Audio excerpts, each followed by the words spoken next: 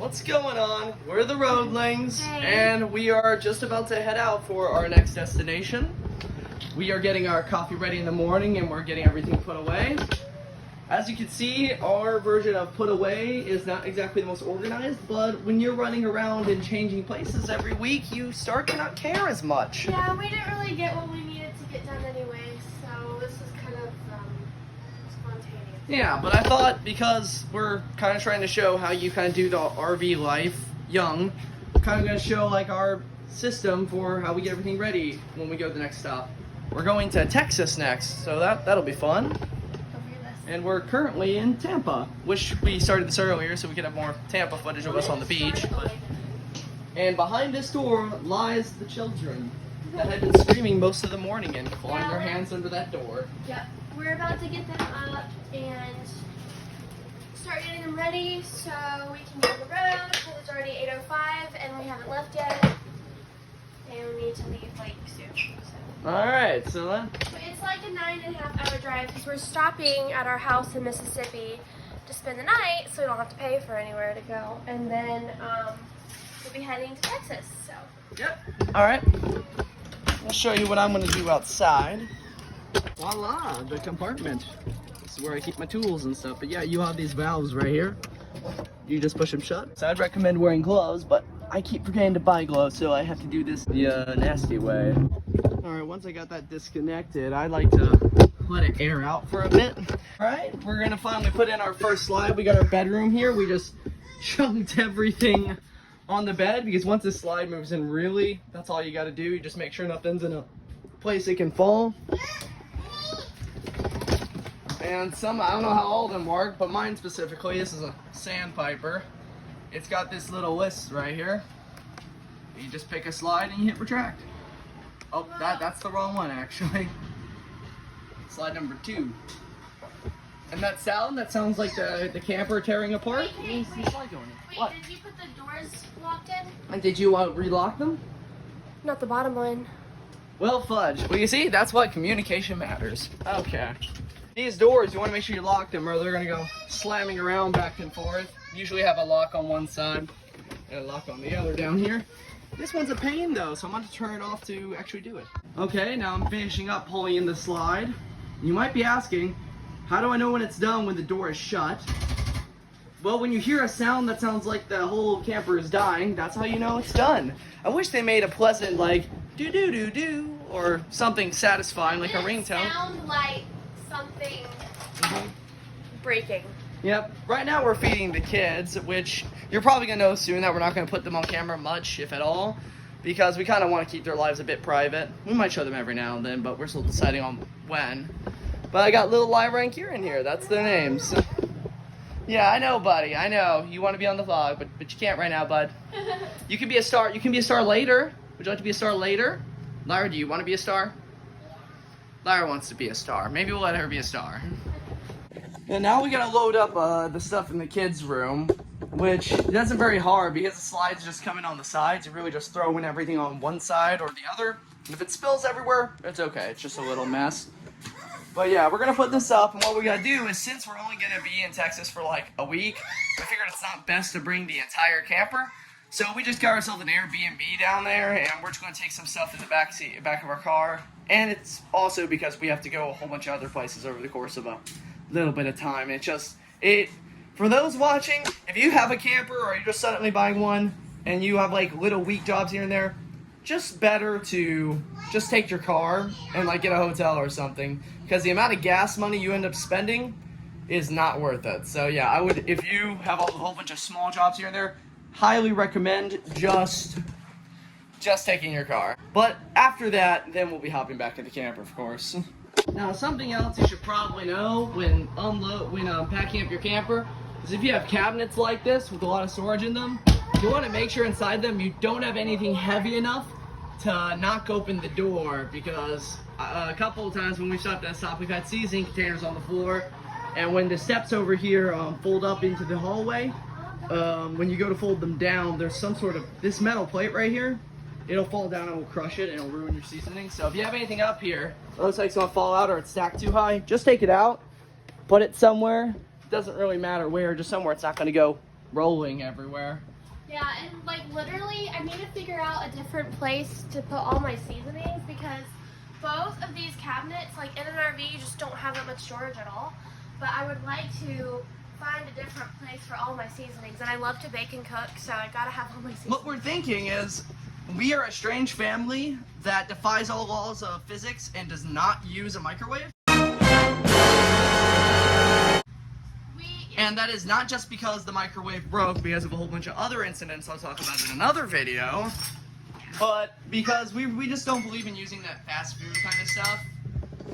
And you're gonna notice we get Chick-fil-A, so please don't call us hypocrites. We're trying. That's like the one fast food that we love. We love Chick-fil-A. It is God's meat. But the people are nice. The service is great. Oh, hi, Lyra. What's up? Okay. Lyra, everyone, you guys need to know that Lyra has eaten her lunch. Everyone give her an applause. Yay. There we go. I'm also waiting for my coffee, but I got off an ADHD tangent. Oops, happened again. But yeah, reason I was mentioning the microwave is we're going to remove the microwave and we're going to put in shelves here. And that's probably where we're going to put the seasonings in the meantime. Or some sort of rack that keeps them together. Yeah. I don't like coming into the RV with seasonings all over the floor. Yeah, I don't know if a lot of people know this, but it is actually okay to renovate things in your RV. They did that a lot. Actually, the back closet in here used to be a bathroom before we bought it. Or, not before we bought it. I mean, the old owner renovated it from a bathroom into an extra closet. So you can do that kind of stuff. Or I think they got it custom, but either way. Oh, I love you too, Lyra. Thank you. You want to say hi to the people watching? Can you say hi? Hi. She says hi. All right. Well, I'll just show this real quick anyways. You got this little locking mechanism. I don't know if all campers have the same thing, but you put it in right there, and when you start twisting it, it will lock into place, and it will make sure your doors and that don't fling open. If you lose that for whatever reason, the almighty power of duct tape will keep it shut. And I have done that before when I forgot to bring it on one of the trips I had to go on. All right, so usually, once the slides are in, I go ahead and put up the stairs. There's no fudge when I do that. Bit ADHD. When I have the camera on, I don't think I really think as clearly. And you might be wondering why, in 80-degree Tampa weather, am I wearing a beanie? That's because I lost my nice hat. I have normally this nice blue and white cap I wear, but I lost it. But yeah, you just flop it up, you put all that down, and just for safety, I would go ahead and lock the door too, because you never know with these kind of things, they can pop out. So I just do that. All right, so I got my truck backed up over here, and what we want to do is just get that hook right there onto the fifth wheel hitch. And how I'm gonna get the right height is in this little compartment here. I got this leveling system, and I tend to just hit the front button and just lift the front like so.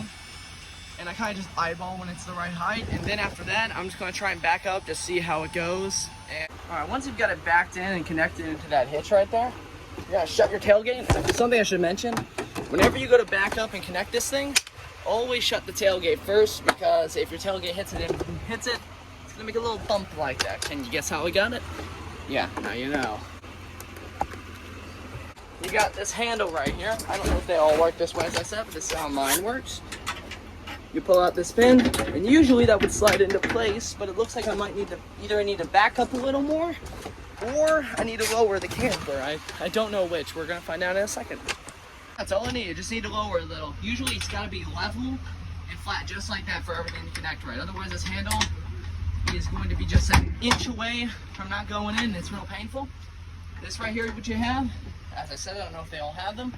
This is an emergency brake, I think. I don't know the technical term, but that's what I call it. And you're gonna take that, and you're gonna wrap it around inside the pin and around the handle, and then pop this into place. And what it does is that if, in the horrible case that this thing becomes disconnected, it'll activate a braking system that will stop it from going careening down the highway and causing some bad accidents. But yeah, once I do all that and I got everything good and I got everything hooked up and I've checked and made sure that all is well, I'm going to hit the retract system, and I'm just going to let it do its thing. Ooh, I did not like that noise. It slid back there. It's because it's on a hill, so never actually seen it do that, but made me quite nervous. I was about to say, oops, about to be the end of this channel. Once all of them are up, only then, when all the power that I need to use has been used, then I disconnect the power. It took a little yank, but I got it out. And on here, this is what I call it. This is a power strip. You're always going to want to have one, because if your campground ever puts you on the wrong, like I think the term's voltage or amperage, then you'll have the incident that broke her microwave. And once everything is done, once you're, oh, I'm clumsy. Once everything's done, once you've got this connected, once you make sure the thing is locked, once you make sure you got this hooked in, and you make sure you put up everything away, you're going to do a walk around. You're going to check every compartment. Let me put you on zoom out. You're going to check every compartment, make sure it's not locked, check the doors, make sure they're shut. You're even going to check the slides and make sure they've got a complete seal around them, they're not poking out even the slightest bit. Because sometimes you can have an issue and they won't pop open. Oh, you see? Now, would this door pop open on the highway? Probably not. Honestly, if you're driving along and you think you left the door open, it'd be safest to pull over and lock it. But I also think if you're in a place you can't, I don't think it's worth having a panic attack over. But yeah, and then also you're gonna want to check the tires and make sure they're not flat. If you have a pressure gauge, you might even want to do that. I filled mine up pretty recently and haven't had any reason to believe they're low, so I'm not gonna worry about it. All right, we're on the road now. The video cut out because I ran out of data, and I would have stopped to delete stuff and actually show that like 1 second left of footage. Maybe I wouldn't have, I don't know. But anyway, so we're on the road now, and I did make sure to shut off the water. I don't know if you saw the hose in the video. I hadn't disconnected, but yeah. One thing to know about those water hoses when you hook them up to your camper is it's good to have a low pressure valve on it, because literally at the last campground I was at before this one, pressure was too high and it made the pipes leak. But yeah, you can buy one at Walmart and you just hook it onto your hose, and then that fixes that. And that's my wife right beside me right here.